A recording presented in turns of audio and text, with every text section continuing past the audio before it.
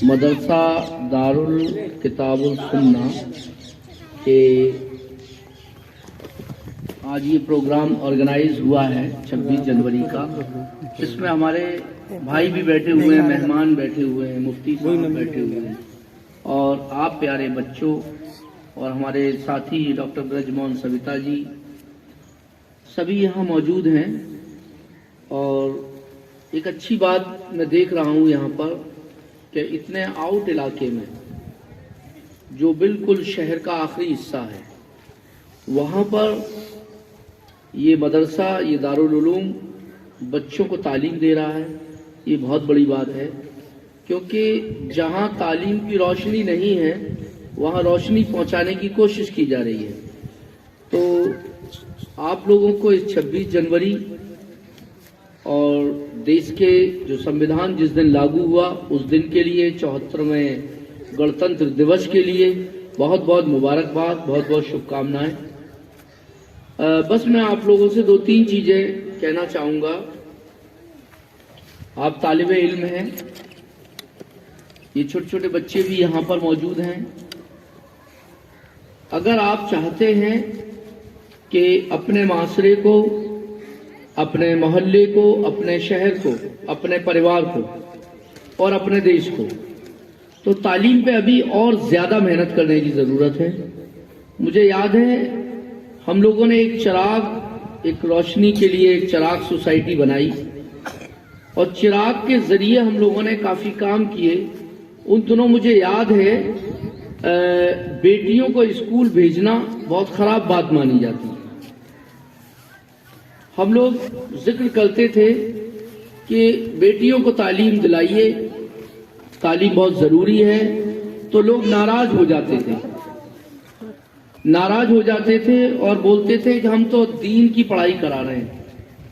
उसमें भी क्या था कि कुरान शरीफ उन्होंने पढ़ा दिया, उसका भी तर्जुमा उन्हें मालूम नहीं है और ना ही उन्होंने आगे की कोई कोशिश की। दीन के नाम पे बस इतना ही था कि हम कुरान शरीफ पढ़े हुए हैं, जिसको सही मायनों में हम जानते भी नहीं हैं। ये एक कड़वा सच है और जिसको हमें एक्सेप्ट करने में कोई परेशानी नहीं है। लेकिन और बहुत लोगों से विवाद हो जाता था क्योंकि लड़के तो स्कूल में जाते थे लेकिन लड़कियां 100 लड़कों में 10 लड़कियां जाती थी, 10 बेटियां जाती थी। फिर हम लोगों ने क्या किया जाए, आखिर करें क्या? जब दीन की बात हो रही है तो हमें दीन से जोड़नी पड़ेगी। और हम लोगों ने एक नारा दिया, जब नई आबादी कश्मीरी गेट वगैरह इसी तरह के मोहल्ले थे, जो आबादी आज यहाँ है वो आबादी कभी कश्मीरी गेट और इन इलाकों में रही है। तो हम लोगों ने नारा दिया, इल्म से है हमारा दीन, चाहे जाना पड़े हमको चीन। तो जब हमने ये नारा दिया और जगह जगह बॉल राइटिंग की, लिखना शुरू किया, क्योंकि हमारे साथ कुछ बेटियां बहनें भी थी उन दिनों, तो उसके रिजल्ट्स आए और आज बड़ी तादाद में बेटियां स्कूल जा रही हैं। लेकिन यहाँ 2-3 चीजें हैं। एक नई चीज और पैदा हो गई है जो मेरा पर्सनल ऑब्जर्वेशन है, मैंने अपना खुद वाच किया है, खुद महसूस किया है, क्योंकि बच्चों के साथ काम करता हूं तो बच्चों के अंदर क्या बदलाव आ रहे हैं, क्या बदल रहा है, इस पे भी मैं गौर फिक्र करता हूं। अभी स्कूलों में देखें, आपके यहाँ नहीं है ये चीज लेकिन लगभग सभी स्कूलों में ये है, बेटियों की स्ट्रेंथ बढ़ गई है स्कूलों में और बेटों की घट गई है। ये दौर बदल रहा है तो इसका मतलब भी गलत है। अगर केवल बेटियां स्कूल बढ़ती रहेंगी तो फिर बेटे कहाँ जाएंगे, डिसबैलेंस हो जाएगा। अनपढ़ व्यक्ति से एक बगैर पढ़ी लिखी औरत, एक लड़की शादी कर लेती है पढ़े लिखे आदमी से, सॉरी। लेकिन आप अगर हम अपने सीनियर में चले जाएं, अपने वालिदैन में चले जाएं, तो जितने हमारे यहाँ बैठे हुए हैं, इरफान भाई और सारे लोग, ब्रजमोहन जी, इनकी माएँ लगभग अनपढ़ हैं। हो सकता है इनकी पढ़ी लिखी हो लेकिन 98% माएँ बगैर पढ़ी लिखी थी। ये तो आदमी ने एक्सेप्ट कर लिया।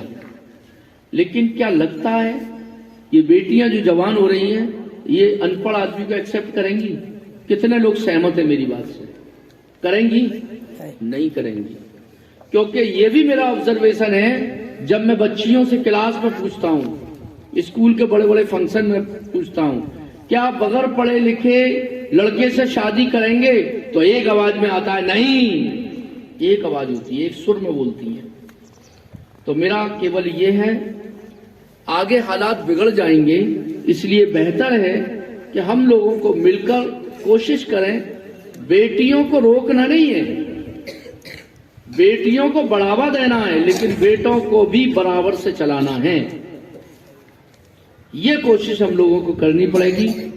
और मैं सभी जगह बोल रहा हूं कि आजादी तालीम के बाद आती है।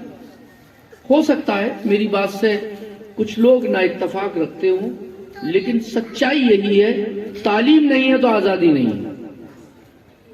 आज ये बच्चे इतना खूबसूरत नगमे या गजलें सुना रहे थे, शायद अगर तालीम नहीं होती तो सुना नहीं पाते। रोशनी या आजादी जो आती है वो तालीम से आती है।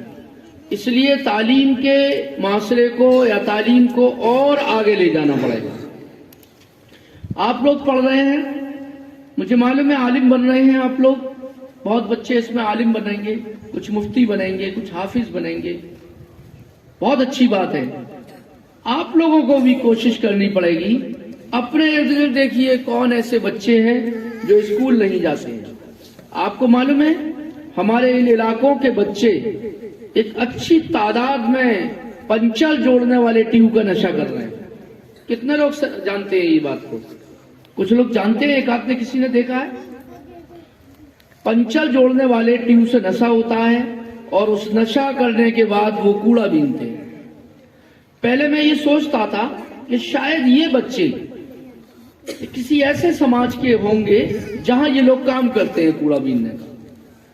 तो मैंने नालियों में से कूड़ा बीनते हुए, जो घूरे होते हैं उन पे कूड़ा बीनते हुए बच्चों से जब रोक कर पूछा क्या नाम है, क्या अफजल, क्या नाम है शाकिर, क्या नाम है मुफीद, क्या नाम है आसिफ, क्या नाम है शाहरुख, ताज्जुब कर गया कि मेरा ऑब्जर्वेशन ये गलत था जो मैं अभी तक सोच रहा था। तो ऐसे बच्चों के हम क्या करते हैं, अपनी छोटी उम्र के बच्चों को स्कूल में ना पहुंचाकर उन्हें काम पे लगा देते हैं। उसी बीच में कुछ गलत लोग जुड़ जाते हैं और उस बच्चे को गलत रास्ते पे ले जाते हैं और फिर वो नशा करने लगता है। तो ऐसे बच्चों को, ऐसा नहीं है कि उस कम्युनिटी के बच्चे नहीं करते, वो भी करते हैं, लेकिन एक तादाद जहां उम्मीद नहीं की जाती, जहां पाकी को आधा ईमान कहा जाता है, सफाई को आधा ईमान कहा जाता है, वहां पर बच्चे 12-12, 14 साल के परचून की दुकानों के पास जो नाली होती है उसमें से पैसे ढूंढते हैं। तो इस पर हमें काम करना पड़ेगा। बेटियों की तालीम के साथ साथ बेटों की तालीम पे भी हमें बहुत बड़ा काम करना पड़ेगा। अगर हमने ये नहीं किया तो डिसबैलेंस हो जाएगा, डिसबैलेंस हो जाएगा तो माशरा खराब हो जाएगा। तो इस माशरे को सुंदर बनाने के लिए, खूबसूरत बनाने के लिए हमें काम करना पड़ेगा। और ये जिम्मेदारी मेरी अकेली नहीं है, हमारे साथ बैठे हुए सब लोग हैं, आप लोग हैं, और जो मोहल्लों के अंदर जिम्मेदार लोग हैं उनको भी आपको बताना पड़ेगा कि ये सच्चाई है। इस सच्चाई से जब तक रूबरू नहीं होंगे तब तक कुछ भी हल होने वाला नहीं है। जहां जिस दीन में इल्म लेने के लिए इतनी दूर का जिक्र किया, चीन का जिक्र किया, हम पड़ोस के मोहल्ले के स्कूल में तालीम नहीं दिला पा रहे हैं। इससे ज्यादा खराब बात नहीं हो सकती। जिस सबसे पहली वही इकरा, अल्लाह ने इकरा उतारी, लेकिन हम ही तालीम में सबसे पीछे हैं। ये क्या है? मैंने एक दिन इरफान भाई टोटल लगाया, एक बगैर पढ़ा लिखा आदमी अपनी पूरी जिंदगी में कितने रुपए कमाता है। मैंने 10,000 रुपए पर मंथ का एवरेज लगाया। आप जोड़ेंगे तो कुछ लाख रुपए होते हैं। 30-35 लाख में वो बुढ़ा हो जाता है और वो दुनिया से चला जाता है। होता क्या है कि सोशल फील्ड में काम करता हूं तो नए नए आइडियाज ब्रेन में आते हैं।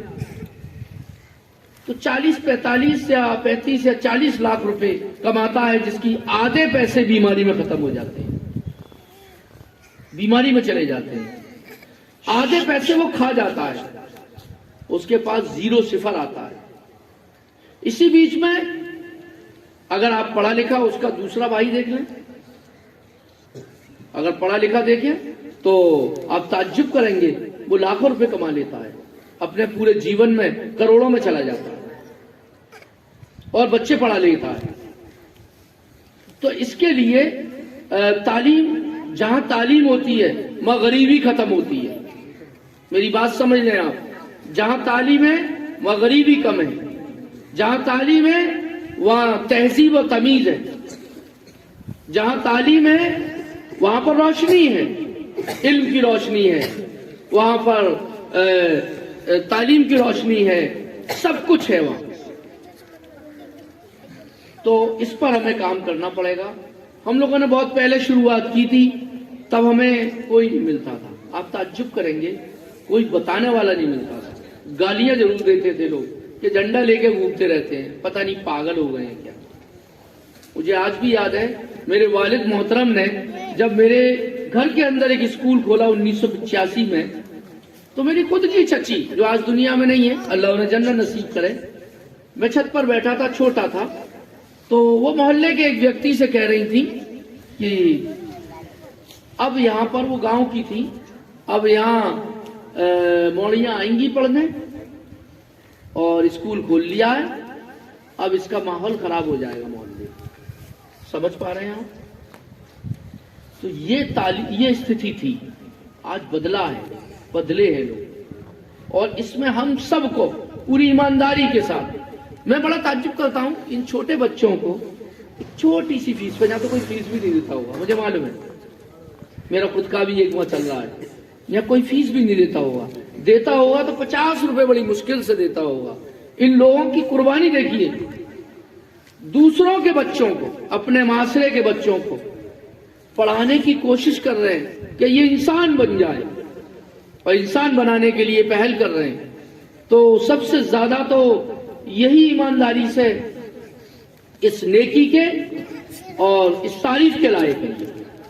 अल्लाह इन्हें खूब तरक्की दे, खूब आगे बढ़े, और ऐसे हजारों सैकड़ों लोग निकले और इस माशरे को तालीम याफ्ता करें।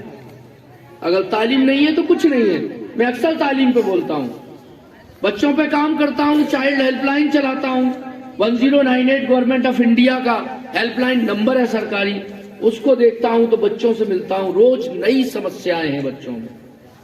बच्चे घरों से भाग रहे हैं, माँ बाप के रिश्ते अच्छे नहीं है, बेटा मोबाइल में, बेटी मोबाइल में, पापा मोबाइल में, मम्मी मोबाइल में, सारे लोग मोबाइल में इन्वॉल्व हैं। इतना वक्त नहीं है कि बच्चे के गले में हाथ डाल के पापा ये कहें कि बेटा आज तुमने क्या किया, नहीं कहते। अजान हो रही है, मैं बस काफी कुछ कहना चाहता था, लेकिन अपनी बात को यहीं खत्म कर रहा हूं, और अल्लाह से दुआ करता हूं कि आपका मदरसा खूब तरक्की करे और आगे बढ़े, और इससे बड़े बड़े आलिम निकले, और वो आलिम निकले आज के दौर के जो कंप्यूटर के मास्टर हैं, वो निकले, वो IAS PCS निकले आपके यहाँ से, ये निकलना चाहिए यहाँ से। जब लोग कहते नहीं है आज जो हालात हैं, अरे साहब ये तो दाढ़ी वाले हैं, ये तो कुछ जानते ही नहीं होंगे, ये तो कट्टर है, तो उनके दिमाग खुल जाए तो ये कट्टर नहीं है, ये देशभक्त है, यही असली है जो देश को चला रहे हैं। ये हमें करना है।